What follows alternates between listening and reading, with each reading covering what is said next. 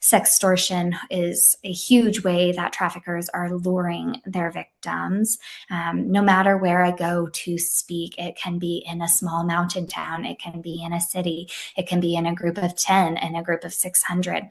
I have yet to not have somebody come up and tell me about their child's experience being preyed upon through online platforms, or a child themselves. I spoke in a youth group. I had 3 young girls come up and tell me how they were being sextorted and abused. And so this really is growing, and it's affecting kids all around. They say 1 in 10 kids are at risk of being preyed upon online.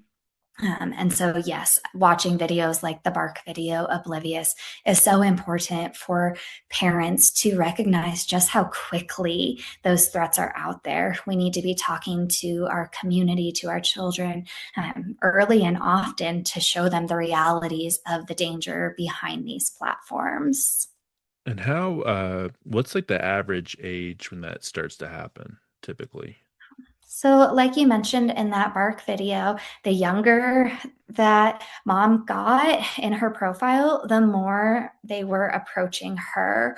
But they say the average entry into sex trafficking through online luring is between 15 and 17. Mm. And so that doesn't mean the abuse is only happening in that age, but that's where the most often requests to meet in person and where they are now being recruited in.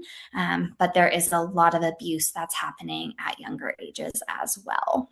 It makes sense too, right? Because, okay, so we're talking about a few different things. We're talking about the desensitization of culture, which, I mean, if someone said that our culture's not being desensitized through through porn or just through overall, I think, use of social media and like just how addicted we are to our phones, I think that person, I'd just be like, I'd just call them a liar. It's like you're not being honest or you're oblivious, right? That word.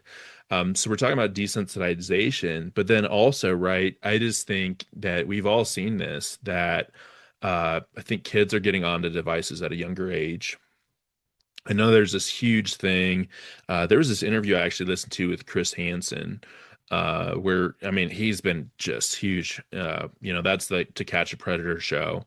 But I think he was talking about, and I haven't watched it yet, but I think they did a documentary on was it Roblox, or I think that's what it was called. I think that's one of those games that kids can play online, and just how kids are being groomed online there. And then I'm trying to remember the other ones too, but there's a ton of different that I've picked up, I think, just being in this space, writing about it and just, listening to podcasts that are more geared towards it. It's just about like any social media platform or, place where kids can play games online.